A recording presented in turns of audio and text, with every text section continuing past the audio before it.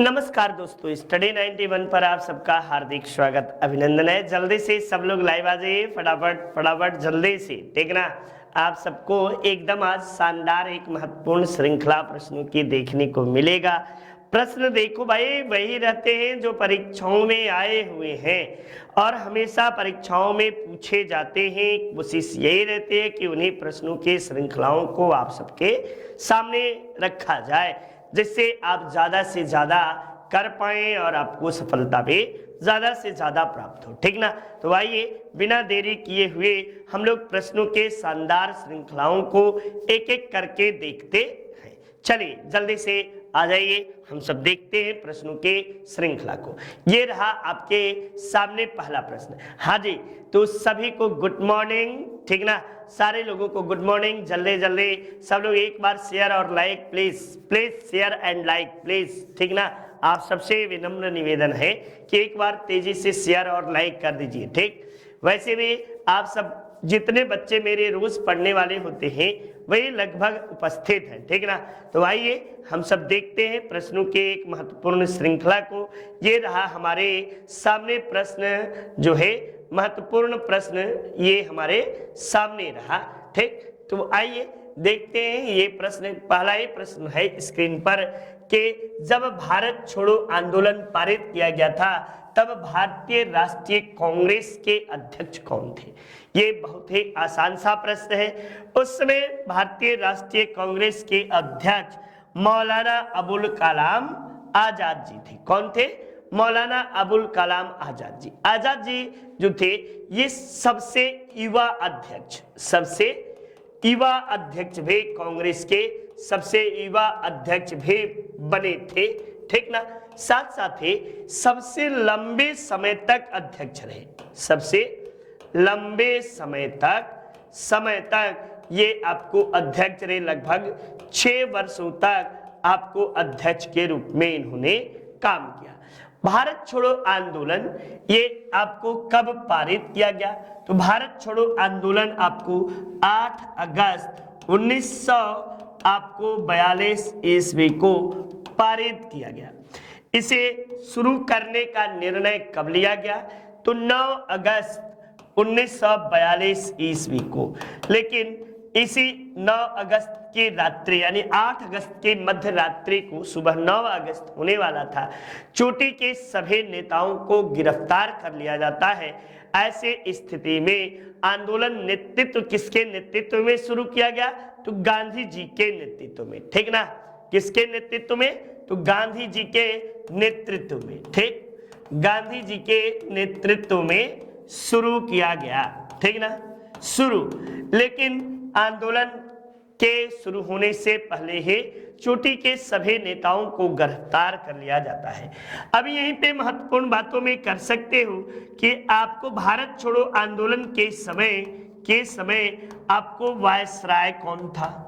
Viceroy कौन था? ये भी प्रश्न पूछा है। तब लॉर्ड लिथगो जो थे, लिथगो ये वायसराय के रूप में थे। जब आपसे पूछे कि आपको जो है महत्वपूर्ण, ये आपको सेनापति कौन था के समय सेनापति, तब आप बताइएगा लॉर्ड वेवेल जो थे ये सेनापति थे। जब आपसे पूछे कि आपको भारत सचिव कौन था, तो लॉर्ड एमरी, ठीक ना, लॉर्ड एमरी ये भारत सचिव के रूप में था। और जब पूछा जाए कि ब्रिटिश प्रधानमंत्री कौन थे, तो विंस्टन चर्चिल जो थे ये उस समय ब्रिटेन के प्रधानमंत्री हुआ करते थे। ये सभी महत्वपूर्ण बातें भारत छोड़ो आंदोलन के समय की है। चलिए अगले प्रश्न के ओर चलते हैं। महात्मा गांधी का जीवनकाल लुई फिशर था। लुई फिशर क्या था? तब आप बताइएगा एक अमेरिकी पत्रकार हुआ करता था लुई फिशर, ठीक ना। और ये महात्मा गांधी के साथ भारत छोड़ो आंदोलन के समय जुड़े थे और इन्होंने आपको महात्मा गांधी की जीवनी को भी लिखा था, संकलित किया था। बाद में अमेरिका में जाकर उसे प्रकाशित भी किया था। जयप्रकाश नारायण को राष्ट्रीय स्तर के नेता के रूप में पहचान कब मिली? ये अब जयप्रकाश नारायण जो थे ये 1934 ईस्वी में आपको किसकी, तो कांग्रेस समाजवादी पार्टी के स्थापना करते हैं। कांग्रेस समाजवादी, ठीक ना, समाजवादी पार्टी की स्थापना करते हैं। ठीक, ये बातें हुई। साथ साथ ही ये आपको कांग्रेस समाजवादी पार्टी के महासचिव भी बनाए जाते हैं, यानी महासचिव के रूप में भी काम किया। ये इन्हीं के द्वारा आपको 1950 ईस्वी में सर्वोदय आंदोलन शुरू किया गया। सर्वोदय योजना आपको जो है ये शुरू किया गया। इन्हीं के नेतृत्व में भारत में संपूर्ण क्रांति, इंदिरा जी के समय संपूर्ण क्रांति का नारा आपको किसके द्वारा या किसके समय में शुरू किया गया, तो इन्हीं के समय में ये भारत छोड़ो आंदोलन से जुड़े हुए थे। भारत छोड़ो आंदोलन के दौरान इन्हें हजारीबाग आपको हाजरीबाग नहीं, हजारीबाग जेल में बंद कर दिया गया था, जहां की दीवार को ये फांद कर आपको क्या किए थे, तो आजाद दस्ता नामक दल का गठन इनके द्वारा किया जाता है। आजाद दस्ता दल का गठन किसने किया था, तब बताइएगा कि जयप्रकाश नारायण के द्वारा आजाद दस्ता दल का गठन किया गया था। नेक्स्ट, ये भारत में वित्तीय वर्ष प्रारंभ होता है। तो भारत का जो वित्तीय वर्ष है बच्चा, ये कब से कब प्रारंभ होता है, तो भारत का वित्तीय वर्ष आपको जो है 1 अप्रैल से 31 मार्च तक माना जाता है। ये 1 अप्रैल से 31 मार्च भारत का वित्तीय वर्ष है। जब पूछे कि आरबीआई का वित्तीय वर्ष, तब बताएगा कि 1 जुलाई से लेकर 1 जुलाई से 30 जून तक ये आपको आरबीआई का वित्तीय वर्ष माना जाता है। ठीक ना, ये वित्तीय वर्ष आरबीआई का माना जाता है। एकदम बिल्कुल शानदार तरीके से आप सब प्रश्नों की श्रृंखला को करें। जवाब भी सभी लोगों का लगभग एकदम सॉलिड सही आ रहा है। नेक्स्ट देखिए, भारत का आर्थिक सर्वेक्षण प्रतिवर्ष किसके द्वारा प्रकाशित किया जाता है, तब बताइए। भारत का आर्थिक सर्वेक्षण प्रतिवर्ष जो है ये आपको किसके द्वारा, तो ये वित्त मंत्रालय के द्वारा भारत का आर्थिक सर्वेक्षण प्रतिवर्ष जो है प्रस्तुत किया जाता है। यानी कितना हमारा जो है राजकीय कोष है, कितना राजकीय कोष घाटा है, कितना लाभ है, ये सारी बातें आपको किसके द्वारा किया जाता है, तो वित्त मंत्रालय के द्वारा किया जाता है। वर्तमान में निर्मला सीतारमण जी आपको वित्त मंत्री के रूप में है। ठीक, नेक्स्ट, ये हमारे शानदार आपको बैच है जो कि राजस्व लेखपाल से और आपको ग्रामीण विकास से संबंधित है। आप इसे परचेज कर सकते हैं, आपकी सफलता में यह सहायक जरूर सिद्ध होगा। ठीक ना, चलिए नेक्स्ट देखिए, बौद्ध ग्रंथ ललित विस्तार में कितनी किताबी लिपियों का उल्लेख है। ललित विस्तार एक ऐसा ग्रंथ है जो एक किताब से नहीं है बल्कि बहुत ढेर सारे किताबों का संग्रह है और इसमें लगभग 64 लिपियां आपको शामिल किया गया है। ठीक ना, और ललित विस्तार ये बौद्ध ग्रंथ है। महात्मा बुद्ध के जीवनी से लेकर सारी घटनाओं का जिक्र आपको इसमें किया गया है।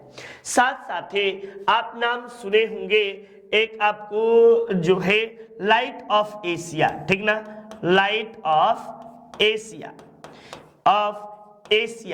ये आपको एशिया, इसके रचनाकार जो है ये एडविन अर्नाल्ड। ठीक ना, लाइट ऑफ एशिया के लेखक एडविन अर्नाल्ड जो है, एडविन अर्नाल्ड,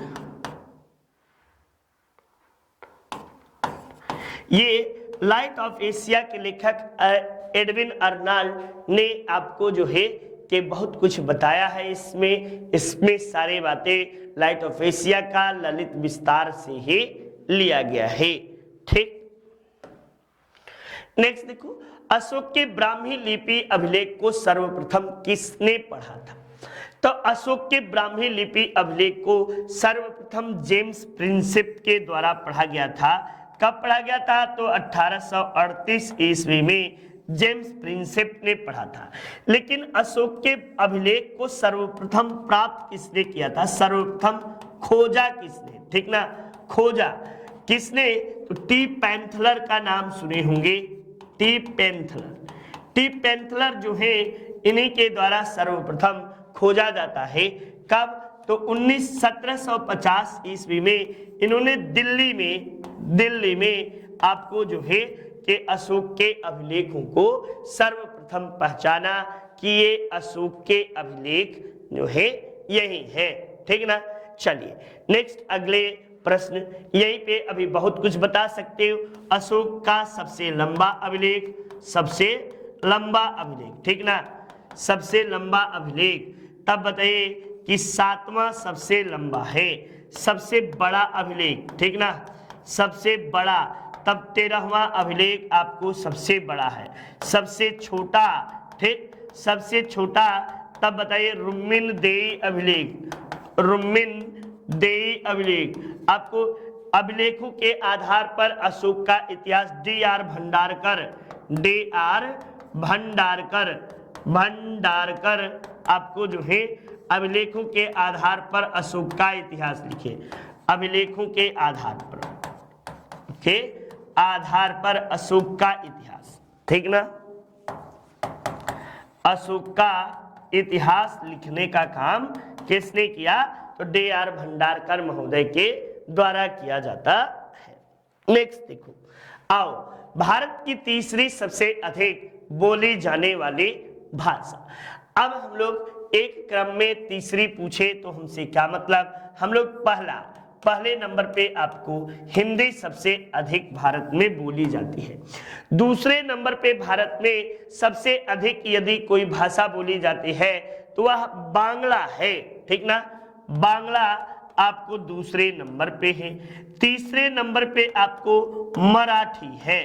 ठीक, तो यहाँ तीसरे नंबर पे ही आपको पूछा है, मराठी है। चौथे नंबर पे सबसे अधिक तेलुगु है और 5वें नंबर पे आपको तमिल बोली जाती है। ठीक ना, तमिल। ये यदि वर्ल्ड में बात की जाए तो वर्ल्ड में पहले नंबर पे मंदारिन है। कौन है? मंदारिन वर्ल्ड में पहले नंबर पे है। दूसरे नंबर पे अंग्रेजी है। ठीक ना, अंग्रेजी। तीसरे नंबर पे बात की जाए तब आपको तीसरे नंबर पे हिंदी है। हिंदी सबसे तीसरे नंबर पे है। इसके बाद चौथे नंबर पे स्पेनिश है। स्पेनिश विश्व में चौथे नंबर पे सबसे अधिक बोली जाने वाली भाषा मानी जाती है। 5वें नंबर पे अरबी है।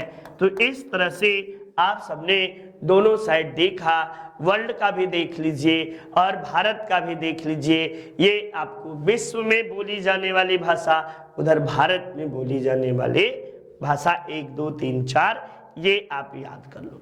नेक्स्ट, भारत किस भाषा को शास्त्रीय भाषा का दर्जा प्राप्त है? उड़ीसा, कोंकणी, भोजपुरी या असमिया। तो उड़िया भाषा को संस्कृत भाषा का मतलब शास्त्रीय भाषा का दर्जा दिया गया है।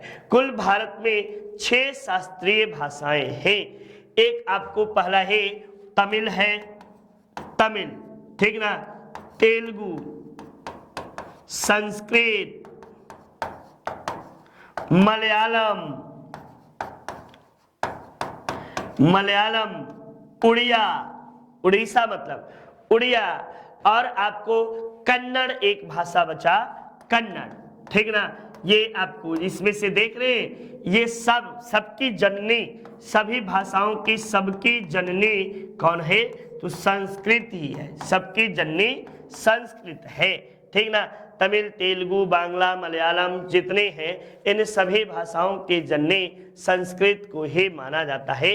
संस्कृत को देववाणी भी बोला जाता है। ठीक ना, और वर्तमान में संस्कृत 2 राज्यों की राजकीय भाषा के रूप में भी है। किसकी? तो उत्तराखंड के और हिमाचल प्रदेश के 2 राज्य की द्वितीय राजकीय भाषा के रूप में संस्कृत है। ठीक, नेक्स्ट आइए अगले महत्वपूर्ण प्रश्न के श्रृंखला में चलते हैं। संविधान की 8वीं अनुसूची में शामिल की गई 4 नई भाषाएं कौन कौन सी है? तो आप सबको पता होना चाहिए कि संविधान की 8वीं अनुसूची में कुल 22 भाषाएं हैं। कितने? 22 भाषाएं हैं। प्रारंभ में कितनी थी? तो प्रारंभ में 14 भाषाएं थी। प्रारंभ में आपको 14 भाषा थे। 15वीं भाषा के रूप में सिंधी को जोड़ा गया था। सिंधी, ठीक ना, सिंधी, ठीक, सिंधी जो थे ये 15वीं भाषा थी। और सबसे अंतिम में 2003 ईस्वी में, ये आपको 2003 ईस्वी में आपको संथाली, मैथिली, बोडो और डोंगरी को जोड़ा गया है। इस तरह से आपको जो है सबसे नई जोड़ी गई भाषा आपको यही है। ठीक, चलिए नेक्स्ट देखिए। ये हिंदी इंडिविजुअल का शानदार बैच है और नितिन सर के द्वारा जबरदस्त तरीके से पढ़ाया गया है। साथ ही साथ टेट और सुपर टेट से संबंधित भी महत्वपूर्ण आपको कक्षाएं आप सबको चल रही हैं। आप देख रहे होंगे 800 वीडियो हैं, 3,000 से अधिक क्वेश्चन हैं, आपको 150 से अधिक पीडीएफ मटेरियल है। तो सारी बातें आप सबको दी गई हैं। चलिए नेक्स्ट अगले श्रृंखला की ओर चलते हैं। देखिए जल्दी से करिए और हम भी पानी तब तक पीते रहें, ठीक ना, गरम है। भारत छोड़ो आंदोलन का नेतृत्व किसने किया था? ये मैंने पीछे ही बताया कि महात्मा गांधी के द्वारा भारत छोड़ो आंदोलन का नेतृत्व किया गया था। वल्लभ भाई पटेल बारदोली आंदोलन का नेतृत्व किए थे। किसका? बारदोली आंदोलन का नेतृत्व। आंदोलन ये 1928 ईस्वी में आपको जो है 1928 में बारदोली आंदोलन का नेतृत्व इनके द्वारा किया गया था। मोतीलाल जवाहरलाल नेहरू ने आपको किसका नेतृत्व किया था? तो 1900 आपको जो है 29 ईस्वी में लाहौर में स्वराज शब्द का पहली बार मांग किया था।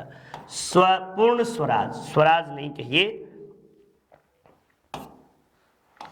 पूर्ण स्वराज के प्रथम मांग।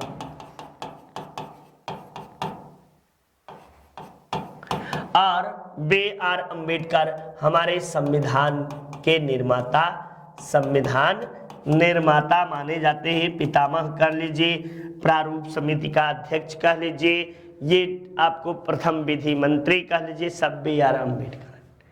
चलिए 2011 की जनगणना के अनुसार उत्तर प्रदेश के किस जिले की जनगणना सबसे अधिक थी? तो सबसे अधिक जनसंख्या आपको इलाहाबाद है। इलाहाबाद के बाद आपको मुरादाबाद है, मुरादाबाद आपको ये है।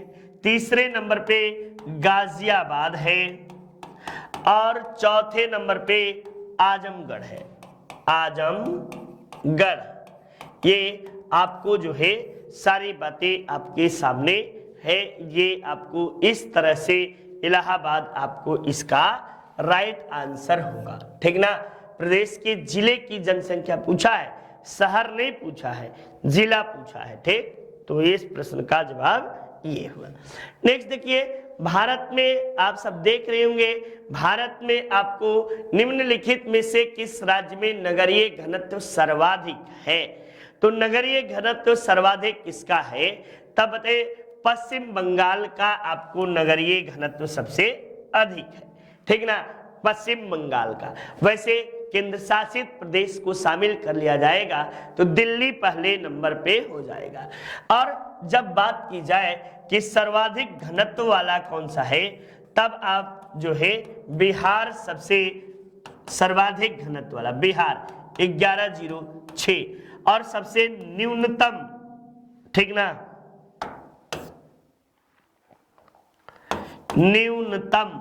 घनत्व वाला कौन है? तब अरुणाचल प्रदेश। अरुणाचल प्रदेश आपको 17 व्यक्ति प्रति वर्ग किलोमीटर, अरुणाचल प्रदेश में सबसे कम घनत्व पाया जाता है।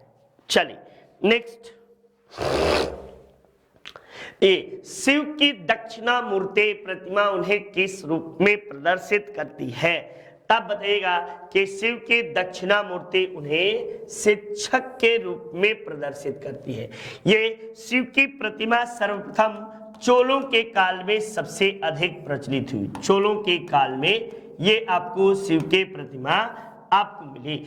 इन्हीं में आपको भगवान नटराज, ठीक ना, भगवान नटराज के रूप में शिव की पूजा भी चोलों के काल में ही हुई।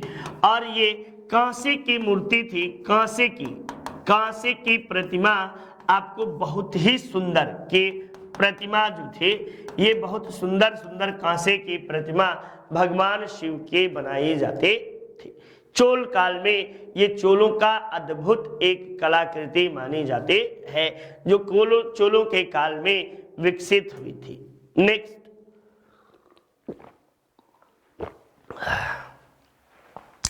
CBT 2 और ग्रुप डे हमारे संस्था की ओर से शानदार बैच लॉन्च किया गया है। आप इसे दे सकते हैं। अपने आपके सफलता में यह काफी सहायक भी सिद्ध होगा, ठीक ना। ये बातें आप सब याद कर लीजिए, देख लीजिए, जान लीजिए। ये चीजें आप सबके लिए बहुत ही महत्वपूर्ण मानी जाएगी, ठीक ना। तो चलिए आइए अगले महत्वपूर्ण बातों की ओर चलते हैं। ये रहा, किस राज्य का सचिवालय भवन राइटर्स बिल्डिंग, ठीक ना, सचिवालय भवन जो है राइटर्स बिल्डिंग के नाम से जाना जाता है। ये आपसे परीक्षा में कई बार पूछा गया है और ये हम लोगों ने इसे देखा भी है। और ये रेलवे में खासकर आरआरबी में और आपको एसएससी जीडी में आपको आरओ में इस तरह के कई बार प्रश्न आपसे पूछे गए हैं। राइटर्स बिल्डिंग कहाँ का सचिवालय है? तो पश्चिम बंगाल का सचिवालय जो है ये राइटर्स बिल्डिंग के नाम से जाना जाता है, ठीक। चलिए नेक्स्ट आइए अगले प्रश्न की ओर चलते हैं। हम लोग अगले प्रश्न में आपके सामने ये रहा, दक्षिण एशिया में वृद्ध जनों की सर्वाधिक आपको प्रतिशत वाला देश कौन सा है? तो दक्षिण एशिया में वृद्ध जनों की सर्वाधिक प्रतिशत वाला देश श्रीलंका है। और सर्वाधिक युवा आबादी वाला देश, सर्वाधिक युवा आबादी वाला देश जो है, आबादी वाला देश कौन सा है? तब भारत आप लगाइएगा। यहाँ की आबादी जो है वो आपको 60% से 63% के बीच में आपको युवा आबादी भारत की है, ठीक ना। तो ये बातें आप सब अपने मन मस्तिष्क में लगा लीजिएगा। और सबसे अधिक जन घनत्व जो है सार्क देशों में, ये भी पूछा है, सार्क देशों में सर्वाधिक जन घनत्व, सार्क देशों में सर्वाधिक जन घनत्व। तब आप सर्वाधिक जन घनत्व किस देश का है? तब बताइएगा कि बांग्लादेश का, बांग्लादेश का सर्वाधिक जन घनत्व सार्क देशों में आपको है, ठीक। एशिया में जब पूछे तब सर्वाधिक जन घनत्व सिंगापुर का है। एशिया में सर्वाधिक जन घनत्व, सर्वाधिक जन घनत्व, तब बताइए कि सिंगापुर, ठीक ना। ये आप याद किए रहो। नेक्स्ट देखो, भारत में उपनिवेश स्थापित करने वाले अंतिम विदेशी कौन थे? अंतिम विदेशी कौन थे भाई भारत में उपनिवेश? तब मैंने आप सबको बताया था PDEF, ठीक ना।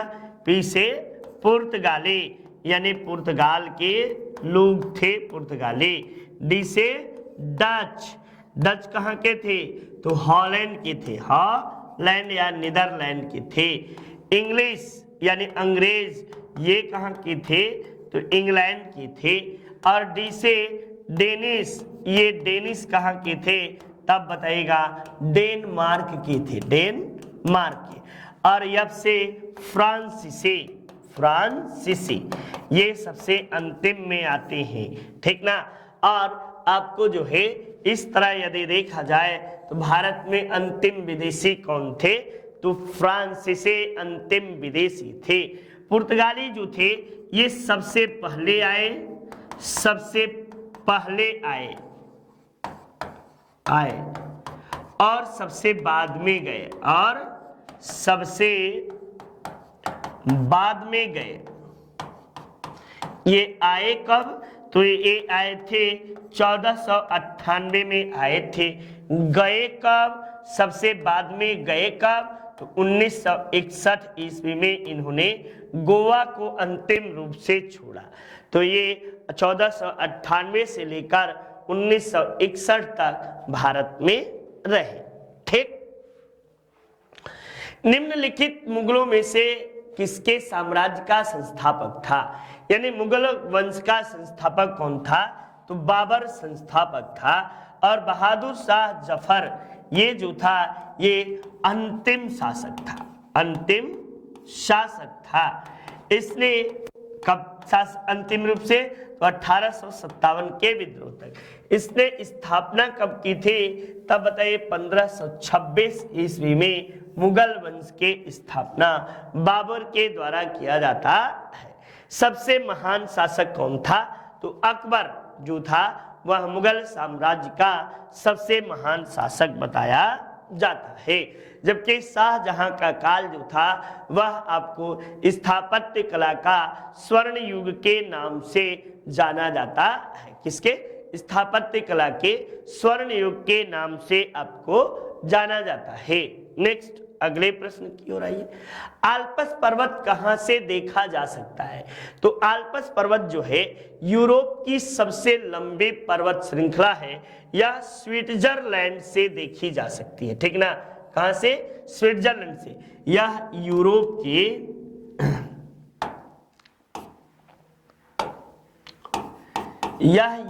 के सबसे लंबी पर्वत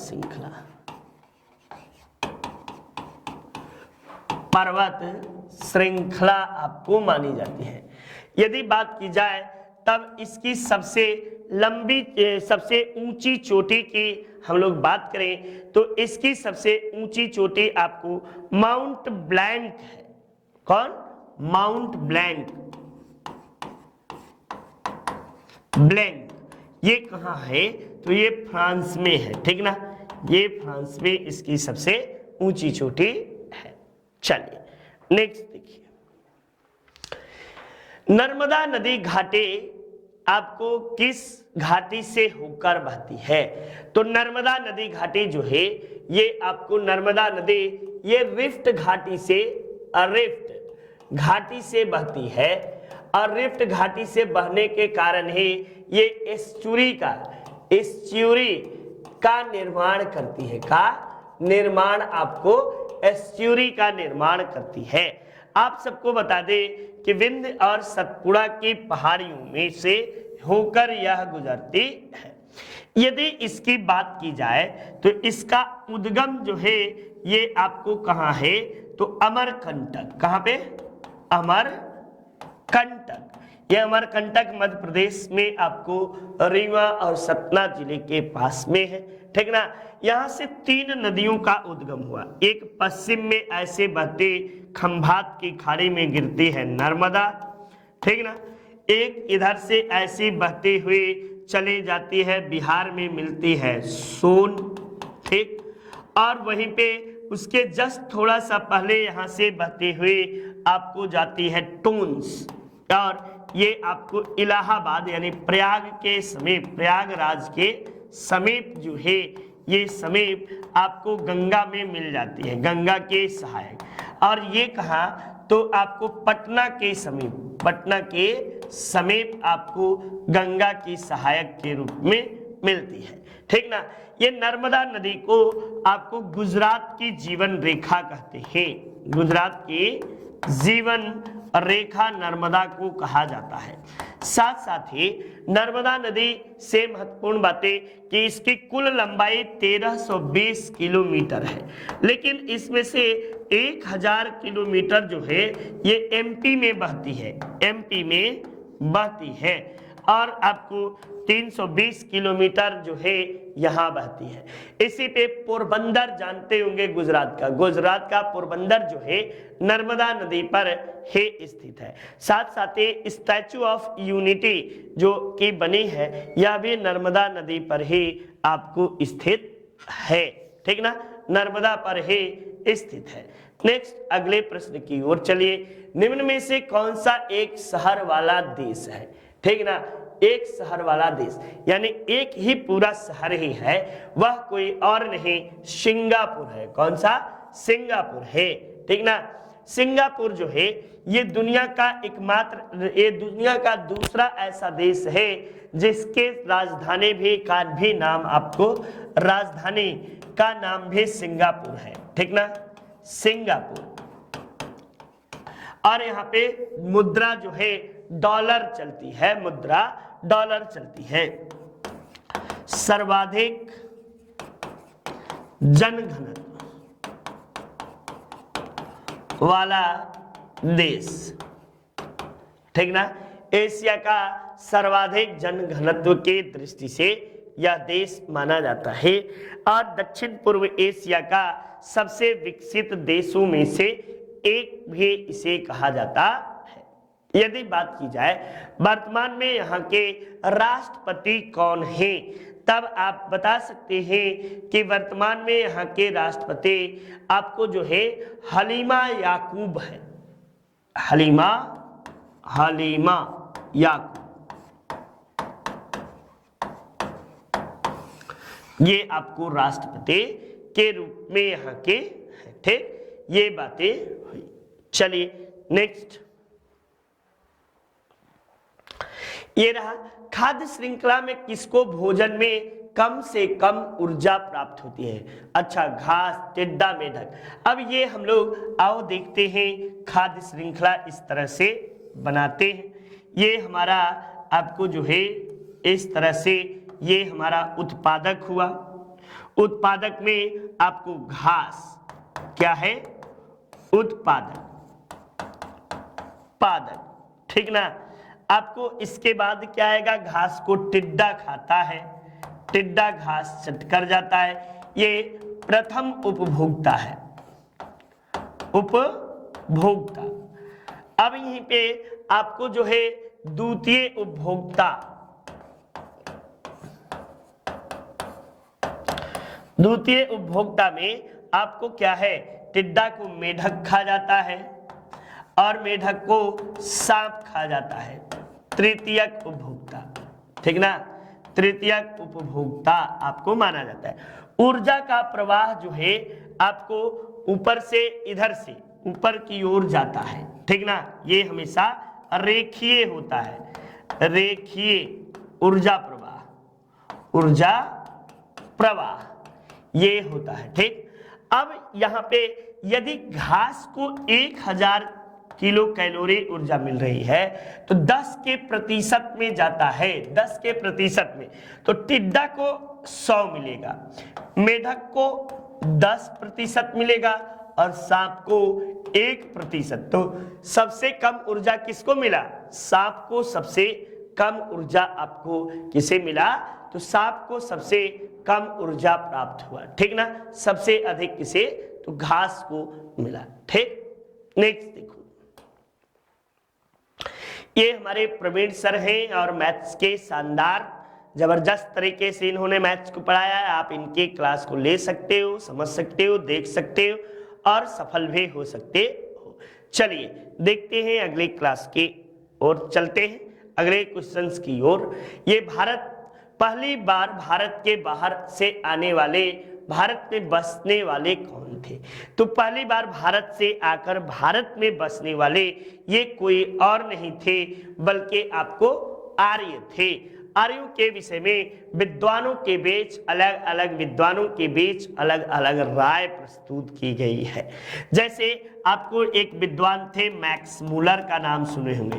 मैक्स मूलर साहब जो हैं ये कहते हैं आर्य जो थे मध्य एशिया या एशियाई माइनर से, मध्य एशिया या एशियाई माइनर से ये आए थे। कहां से? एशियाई माइनर से, एशियाई माइनर यानी वर्तमान में आप देखोगे तो तुर्की और आपको जो है सीमा इसके तो उसी के आसपास से थे। वहीं पे आपको जो है कि बीजी तिलक जो है, बीजी तिलक ये आपको कहते हैं कि आर्य जो थे ये आर्कटिक प्रदेश से आए थे, प्रदेश से आए थे। वहीं यदि बात की जाए तो गंगाधर झा, गंगाधर झा ये जो है ये कहते हैं कि आर्य जो थे ये मध्य देश से थे, मध्य ब्रह्मर्षि देश कह लो से देश से आपको आए थे। वहीं आपको संपूर्णानंद, संपूर्णानंद कहते हैं कि आर्य जो थे ये सप्त सैंधव प्रदेश से थे, सप्त सैंधव प्रदेश से थे। ठीक ना। ये आर्यों के आगमन के विषय में विद्वानों के अपने अलग अलग राय और मत यहाँ पे देखने को मिलता है। वहीं कुछ विद्वान ऐसे भी हैं जैसे आपको जो है कि एक विद्वान है जिनका नाम है गाइल्स, गाइल्स महोदय जो है गाइल्स, ठीक ना, गाइल्स ये कहते हैं कि आर्य जो थे हंगरी से आए थे, हंगरी से, ठीक, हंगरी से आए थे। तो ये आर्य के आने का समय कब बताया गया है? तो 1500 बीसी के आसपास आर्यों के आगमन की बातें की गई है।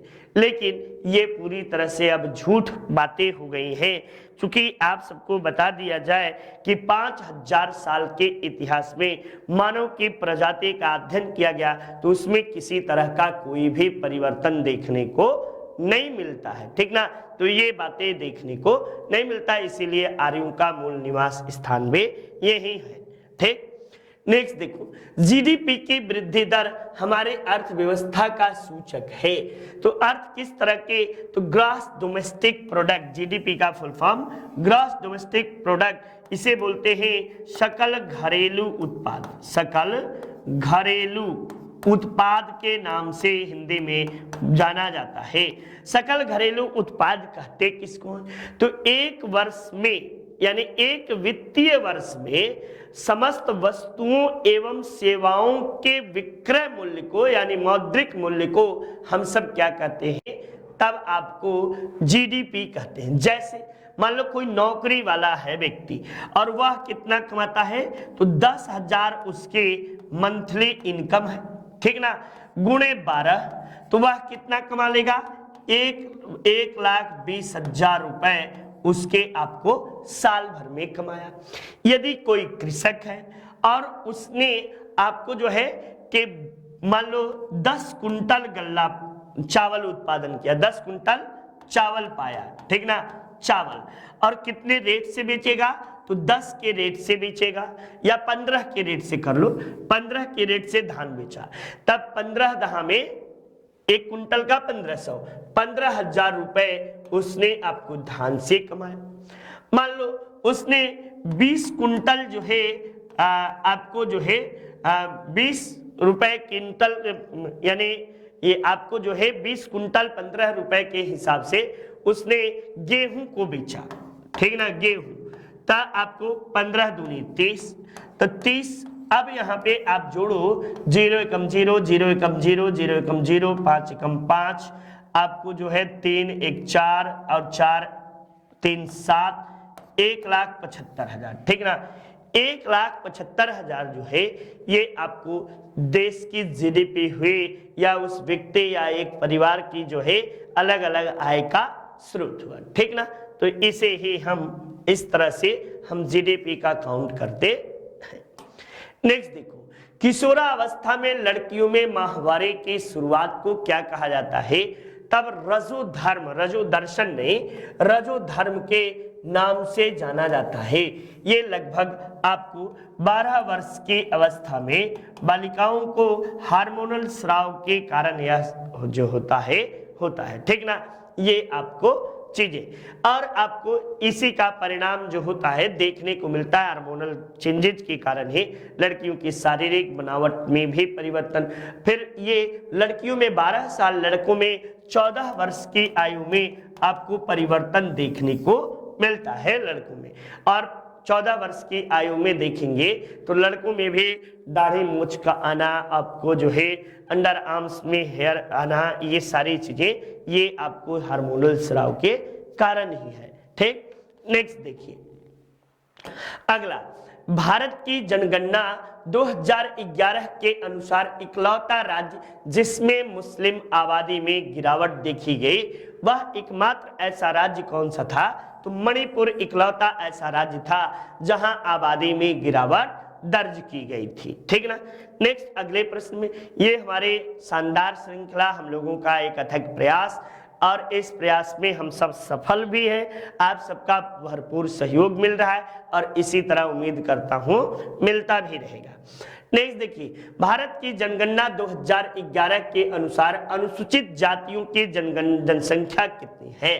तो अनुसूचित जातियों की जनसंख्या जो है ये भारत में 201.4 आपको जो है मिलियन में है। 201.4 मिलियन में अनुसूचित जातियों की संख्या आपको है। ये टोटल आबादी का 16% के लगभग में आपको अनुसूचित जातियों की आबादी आपको है। ठीक, नेक्स्ट देखो, राजा चिलैया समिति किससे संबंधित है? राजा चिलैया समिति जो है ये आपको कर सुधार से संबंधित है। इस समिति का गठन की बातें की जाए तो 90 में किया गया था, 1991 में, 92 में और 93 में ये लगातार अपना रिपोर्ट सौंपा और इसी समिति की सिफारिश के आधार पर भारत में बैट की शुरुआत की गई।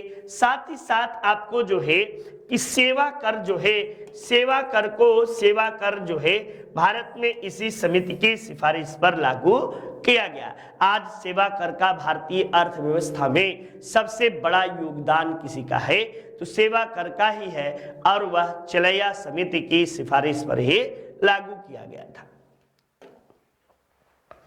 सतसहस्त्रयी उपसंहिता किसे कहते हैं? तब सतसहस्त्रयी उपसंहिता महाभारत को कहा जाता है। इसे जय संहिता के नाम से भी जाना जाता है। ठीक ना। इसमें कुल आपको 18 पर्व है, 18 पर्व है और 18वां पर्व जो है आपको शांति पर्व कहलाता है। शांति पर्व में ही अवतारवाद का उल्लेख है, अवतारवाद का उल्लेख आपको मिलता है। छठवां पर्व जो है, छठवां पर्व ये भीष्म पर्व कहलाता है। कौन सा? भीष्म पर्व। ठीक ना। और भीष्म पर्व में ही आपको जो है गीता का उल्लेख इसी में मिलता है। इसी में गीता में ही भक्ति का सर्वप्रथम उल्लेख आपको यहाँ पे मिलता है। वैसे भक्ति का उल्लेख छांदोग्य उपनिषद से भी प्राप्त होता है। नेक्स्ट, ये भारत का सबसे पुराना संग्रहालय कौन सा है? तो भारतीय संग्रहालय भारत का सबसे पुराना संग्रहालय है। ये आपको कलकत्ता म्यूजियम के नाम से भी जानते हैं और एक कलकत्ता में आपको भारतीय संग्रहालय कलकत्ता में है।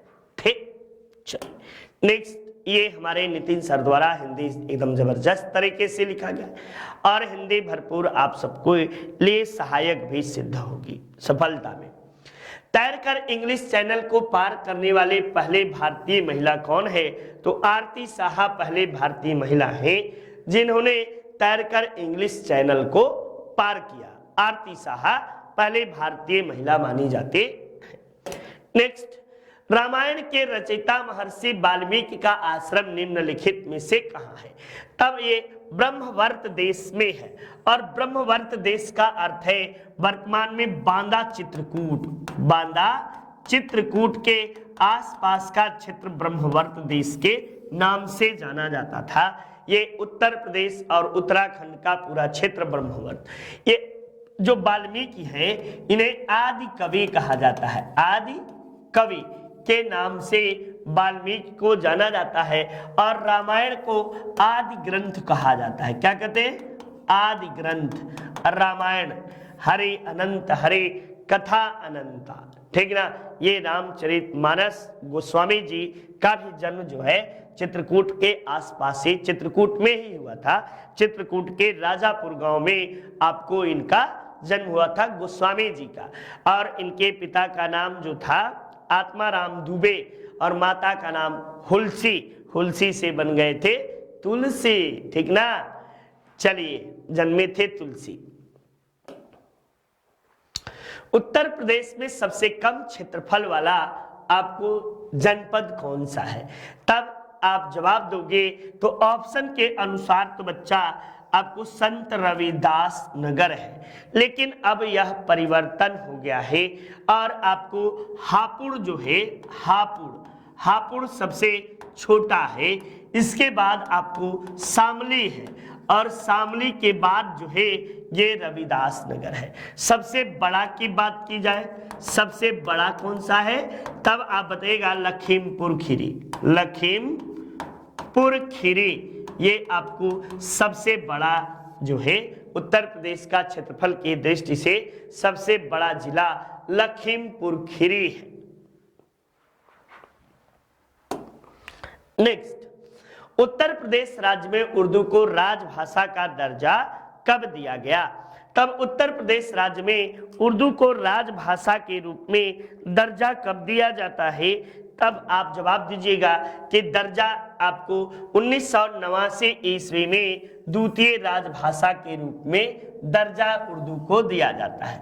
इसमें मुलायम सिंह यादव मुख्यमंत्री रहते हैं, मुलायम सिंह यादव, ठीक ना, मुख्यमंत्री रहते हैं। इन्हीं के समय में आपको जो है कि द्वितीय राजभाषा का दर्जा दिया गया है, ठीक। नेक्स्ट, ये हमारी शानदार श्रृंखला आपको हिंदी सामान्य ज्ञान का जबरदस्त तरीके से जबरदस्त इसमें प्रयास हम सबका है, ठीक ना, और लिखा गया है। देखिए नेक्स्ट, भारत में आमों का सबसे बड़ा उत्पादक राज्य कौन सा है? तब आमों का सबसे बड़ा उत्पादक राज्य उत्तर प्रदेश है। उत्तर प्रदेश कई चीजों के उत्पादन में आपको पहले नंबर पे है, जैसे आंवला के उत्पादन में भी, अमरूद के उत्पादन में, इसके उत्पादन में भी आपको जो है गेहूं के उत्पादन में, गन्ना के उत्पादन में, आलू के उत्पादन में, ठीक ना, इन सबके उत्पादन में आपको उत्तर प्रदेश भारत में पहले नंबर पे आपको आता है। नेक्स्ट, मौसम बदल रहा है, गला सूख रहा है। चंद्रप्रभा वन्य जीव अभयारण्य ये जो है चंद्रप्रभा आपको जो है कहाँ स्थित है? तब आप बताइए, चंद्रप्रभा आपको जो है ये चंद्रप्रभा वन्य जीव अभयारण्य कहाँ है? चंदौली में है। ये पूर्व में कहाँ था? पूर्व में आपको वाराणसी में था, ठीक ना, वाराणसी में पूर्व में था, ठीक। लेकिन बनारस से चंदौली जनपद बनने के बाद ये अब चंदौली में है, ठीक। चंद्रप्रभा चंदौली, च से चंद्रप्रभा, च से चंदौली। नेक्स्ट देखो, कोशिका के वैज्ञानिक अध्ययन को क्या कहते हैं? तो साइटोलॉजी जो है, कोशिका के वैज्ञानिक अध्ययन को साइटोलॉजी के नाम से जाना जाता है। जबकि आपको जो है जीवों के वर्गीकरण को टेक्सोनॉमी कहते हैं, ठीक ना, जीवों के वर्गीकरण को के अध्ययन को टैक्सोनॉमी कहा जाता है। फिजियोलॉजी किसे कहते हैं? तो आपको शारीरिक विज्ञान या कायिकी विज्ञान के अध्ययन को, काया या शरीर क्रिया विज्ञान भी बोलते हैं, या शरीर क्रिया विज्ञान। विज्ञान के अध्ययन को आपको हिस्टोलॉजी, ये हिस्टोलॉजी से हिस्ट्रीलॉजी ना पढ़ लेना कि हिस्ट्री से संबंधित है, ये ऊतकों का अध्ययन आपको हिस्टोलॉजी कहलाता है। ऊतक विज्ञान का अध्ययन, ऊतक विज्ञान का अध्ययन जो है हिस्टोलॉजी कहलाता है। ये आप सबके लिए प्रश्न महत्वपूर्ण है। ठीक, नेक्स्ट आइए अगले श्रृंखला में कवक का अध्ययन क्या कहलाता है। तो कवक का अध्ययन सबको पता है, माइकोलॉजी कवक के अध्ययन को कहते हैं। बायोलॉजी, जियोबायोलॉजी, ये जीव और बायोलॉजी, जीव जंतु और बायो, सबसे जीव जंतुओं का अध्ययन जो है ये आपको क्या कहलाता है, जियोबायोलॉजी कहलाता है। जिरंटोलॉजी जो है, ये जिरंटोलॉजी जो है ये वृद्धा अवस्था के अध्ययन करना है, जिरंटोलॉजी कहलाता है। ठीक ना, वृद्धावस्था का अध्ययन करना जिरंट। ठीक ना, ये देखते होंगे गाल झूल जाना, आंखें पुतलियां नीचे की ओर लटक जाना, ये सारी चीजें। और जीवन का अध्ययन जो है क्रोनोलॉजी कहलाता है। जीवन का अध्ययन क्रोनोलॉजी कहलाता है। ठीक ना, तो इस तरह से आप सब ने देखा कि ये महत्वपूर्ण चीजें आप सबको कई बार महत्वपूर्ण बातें ज्ञात होती है। नेक्स्ट, चिकित्सा विज्ञान की वह शाखा जो किडनी के लिए जानी जाती है तो वृक्क विज्ञान कहलाएगा। ठीक ना, क्या कहलाएगा, वृक्क विज्ञान। आपको उसे हम वृक्क विज्ञान के नाम से जानते हैं, ये आपको वृक्क, ठीक ना, वृक्क विज्ञान के नाम से जानते हैं।